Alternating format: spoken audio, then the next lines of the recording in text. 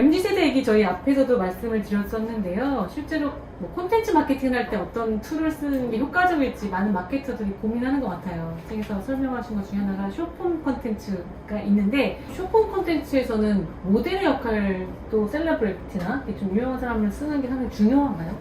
반반인 것 같아요. 그러니까 그냥 아주 트렌드를 이끄는 사람들이 볼 때는 꼭 유명한 모델이 나와야 된다고 생각하지 않지만, 또 그거를 따라가는 사람들은 유명한 사람들이 필요하다고 생각을 하는데, MZ세대라고 네. 하는 세대들은 사실은 꼭 그런 게 중요한 거는 아닌 것 같아요. 같은 맥락인지 아닌지 모르겠는데, 사실 뭐 저희 사적으로도 얘기할 때 최근에 K-팝 스타들이 이런 럭셔리 브랜드들이 브랜드 글로벌 앰버서더가 된 사례가 상당히 늘고 있잖아요. 네네. 아까 말씀드린 BTS랄지 블랙핑크랄지 이런 그룹들이 대표적으로 이제 하고 있는데, 일시적으로 그 브랜드들이 추구하는 또 명성, 인기를 높이기 위한 수단인지 좀 궁금하네요.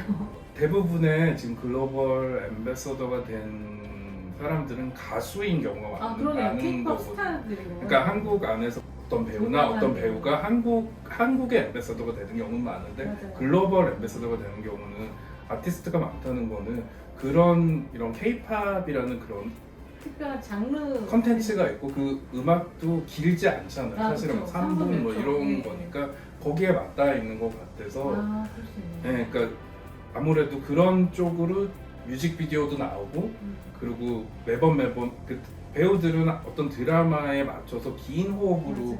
촬영을 해야 되는 반면에, 가수들은 그 곡마다 맞아요. 짧은 호흡으로 여러 가지 모습을 보여줄 수 있기 때문에 훨씬 더 상품성이 플렉스블하게 있는, 느끼는 건것 그럴 수 같아요. 있겠네요. 브랜드는. 하긴 배우들은 작품 내에서는 또 작품 성격에 맞춰서 옷을 입거나 뭐 이런 경우가 많고 한데, 사실 걸어다니는 또 광고판이 될 수 있는 효과까지도 줄 수 있으니까 그렇죠. 네. 다양한 형태, 또 비주얼 아트가 중시되는, 또 영상 콘텐츠가 중시되는 트렌드인 것 같기도 하고. 그리고 특별히 더 팬덤이, 물론 뭐 배우들에게도 있지만, 팬덤이라는 말을 쓸 수 있는 아티스트들인 가수에 좀 더 강하기 때문에, 그 팬들이 가수를 좋아해서 그 구매까지 연결되는 경우도 대단히 많기 때문에, 맞아요. 그런 게 다 맞물려서, 마케팅적으로 맞물려서 가수들에게 그런 이렇게 앰베서더가 되는 경우가 많지 않나 하는 생각이 네. 드네요. 뭐 마무리를 좀 하는 차원에서 이제 전체를 좀 아우르는 질문을 좀 드리려고 하는데요. 네네.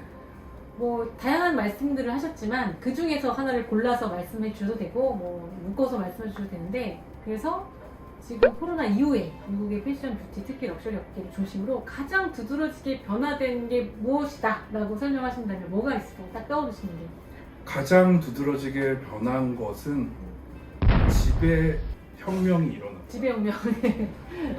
얘기할 수 네. 있을 것 같아요. 지금 사실 뉴욕, 제가 또 오기 전만 해도 뉴욕이 지금 인플레이션이 대단하거든요. 왜냐면은 다들 집에 있으니까 집을 고치고 싶은데, 집을 고치는 소재들은 대부분 다 중국에서 오는데, 중국하고 그렇게 또 사이가 좋지 않아서 늦어요. 잘안 되는군요. 그러니까 네.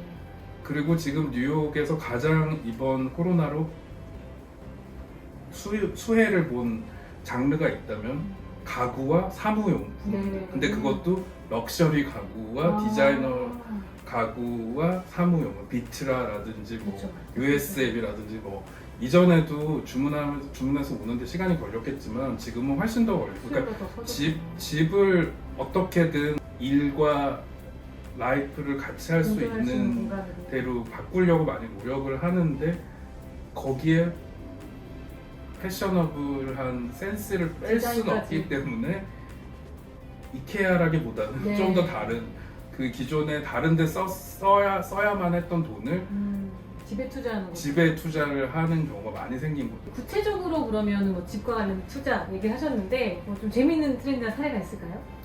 이전에는 집이라 그러면은 그런 이렇게 라운징하는 소파라든지 맞아요. 뭐 쉬는 공간. 이런 침대라든지 이런 것들이 위주가 됐다면은, 지금은 홈 오피스도 너무 중요한 시대가 됐기 오래 하다 때문에 보니까. 네. 실리콘밸리의 그 IT 기업들이 쓰는 제품들을 많이 사려고 하죠. 퍼시픽 체어 뭐 이런 게 하나에 뭐 2,000불, 3,000불 막 이러거든요. 실제로 애플에서 애플 직원들이 회사에서 쓰고 앉아서 있다는 쓰고 거죠? 있다는 그 모델 그대로인데 핑크색이나 하늘색이나 집에 이렇게 맞춰서. 집에 폰에 맞춰서 하려고 하는 경우도 많고. 뉴노멀스에 좀 적응하는 모습이네요. 이렇게 네. 집에서 근무하는 경우가 많고 특히 IT 기업들이 상당히 오랫동안 미국 기업도 재택을 하고 있으니까 네네네. 집의 공간이나 실제로 또 근무를 하니까 그 공간을 좀 분리하는데 거기서 좀 웬만하면 이왕이면 좀 세련된 가구, 좀 럭셔리한 가구들을 활용하고 싶은 그렇죠. 니즈가 또 충족되어 있는 것 같습니다.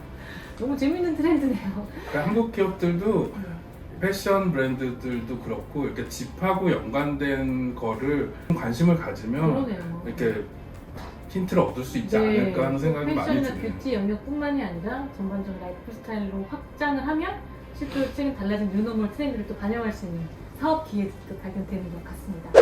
네, 이렇게 오늘 글로벌 패션 하우스의 크리에이티브 디렉터이자 패셔니스트 코드의 저자이신 조엘 킴백님과 이야기를 나눠봤는데요. 네. 좀 변화하는 어떤 산업의 트렌드, 그다음에 지금 글로벌 앞서가는 뉴욕이다 앞서가는 시장에서의 변화를 좀 들을 수 있는 좋은 기회였던 것 같습니다.